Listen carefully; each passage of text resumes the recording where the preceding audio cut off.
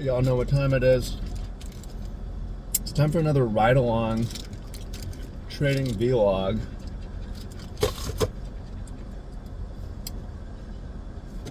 I'm on my way to a party. It's Friday night. We'll barbecue at the farm.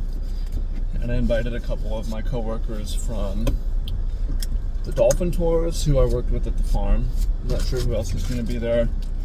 Nothing too much. I think just a small little barbecue. Bringing some random hamburger meat that my upstairs neighbors gave me. Anyways, need to get gas. I can probably push that off. I made a video. The video that's gotten the most play recently that I made was the brutal truth. The brutal truth about trading full time. It sucks. And I got a lot of different comments on that. And a lot of the comments I got were, you're never going to make it. I'm going to take your money. If you don't love what you're doing, there's no way you're going to be successful. If you don't have passion, there's no way you can make it in trading. And I disagree. And here's the reality. To this day, I'm ranked just outside of the top 100 in competitive Magic the Gathering. I was ranked in the top 10 of that thing. It took me all around the world. Most of my tattoos are from different travel that I did because of that game. If you ever asked me during that period, is this your passion? I would have always said no. Is this what I love doing? No, it's just something that I'm interested in and happen to be good at, right? I'm very interested in it. I'm putting in a lot of time. Is it my passion? No, my reason here on earth is not to play a card game. My passion at that time, if you asked me, was health and fitness, and I'll tell you the same today. My passion is around health and fitness. It's not trading. I don't love trading. I'm not passionate about trading. At the same time though, I log insane hours in trading, just like I logged insane hours playing Magic the Gathering. Why? Because I'm compelled to do it. It's compulsive, it's addictive, it's also incredibly interesting to me. I enjoy the challenge of it, so I put in the hours. Okay? Now,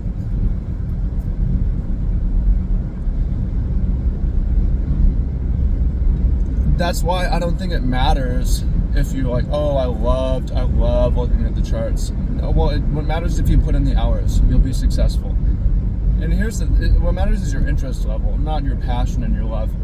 I think I have self-awareness that a lot of traders don't, where they think they love trading.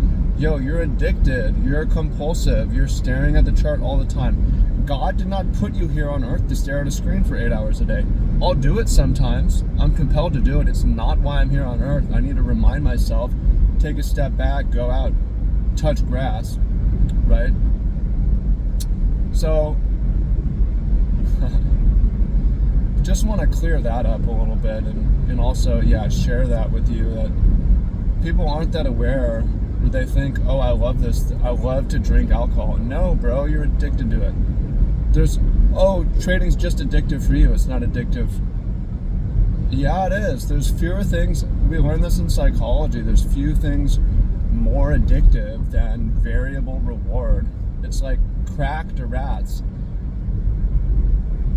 So I'm not saying you shouldn't trade, but just be aware that it can suck up your life. It can easily vacuum up your life, and if you don't like your life, trading might not be the fix. I get it. Some of you guys don't like your job, and you think, well, I don't like my job, so if I don't like my boss, trading will free me from that. Yeah, but it won't make your life great. It's better to try to find a good job that you like to do. That's why I'm celebrating the dolphin tours. I'm celebrating the hiking tours, not the trading. Now back to the trading though. Another thought that I've been thinking about is you have to build a system that you can follow, that plays to your strengths, that suits your personality and suits your style, right? Otherwise, it's just not going to work. So it needs to be something you design, but also you have to understand what your tendencies, proclivities are. And part of that is the rules that you naturally follow or don't follow. So for me, for instance, I always use a stop loss, and I never risk the whole account on one trade. Those are the main rules. One thing that I noticed about myself is if I open the chart, I want to take a trade. I gotta be careful with the word love. I enjoy trading. I like to put on trades. I like to be in trades. On one hand, that leads to over trading. But there's certain styles of trading where you can have a lot of positions on and do a lot of positions and you get paid for it. So what does that look like? And that's what I'm thinking about, where I'm looking at myself and I'm like, on one hand, I need more discipline. I cannot, every time that I log in, put on a trade. But I'm having a very hard time changing that. And I've always had a hard time changing that. I always have an opinion about the market. I want to express it. I want to put on a trade, right?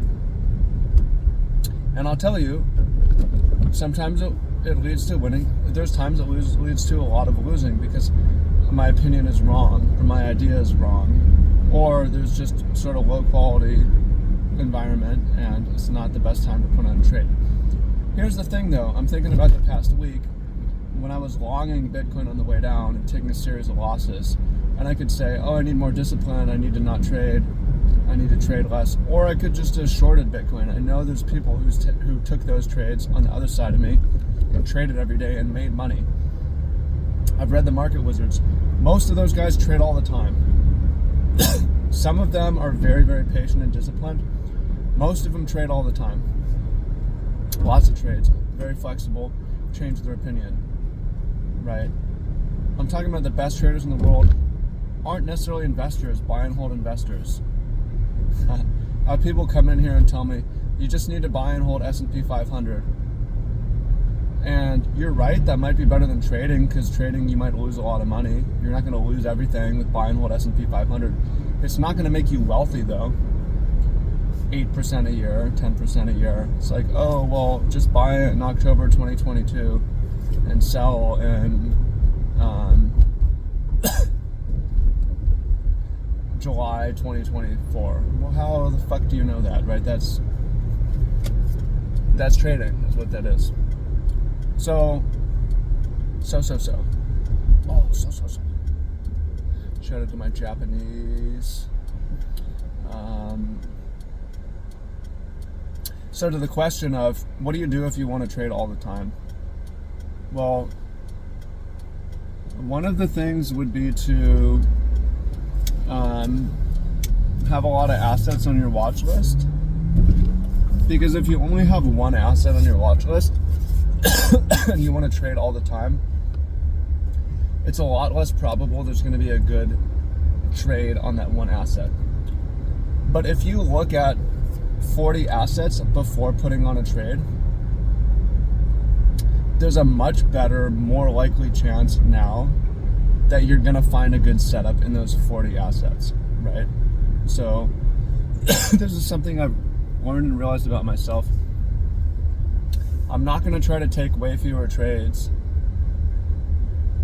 I'm going to try to be more right more often, which takes from time, but also it's easier to be more right if I have a lot more assets to select from, right? If I want the right thing, I want to look at 40 options. I think this one is the best one, right? So, you have a lot of options and opportunities, and what that looks like for me is, as far as crypto goes, just looking at a lot of altcoins.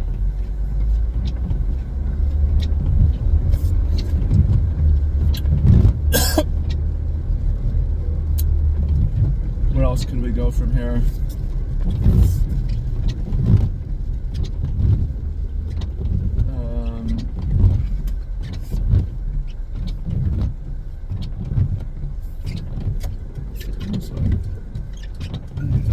My body's really sore. Not too sure what's going on.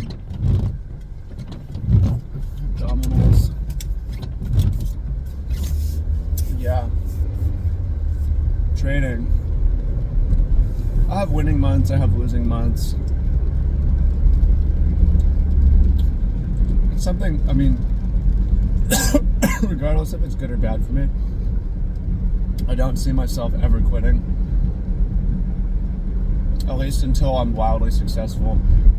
I cannot ever give up or quit while losing. So I always look at everything's just a drawdown, and yeah, sometimes the losing is good because it's if I had made so much money at the start of the year, I wouldn't have started the hiking tours or with the dolphin tours, or be working as hard on other things. So yeah, sometimes there's silver lining. So thank you guys. Thanks for tapping in with me. I appreciate all of you, and hope you found some insight from this video. Much love. Talk to y'all soon.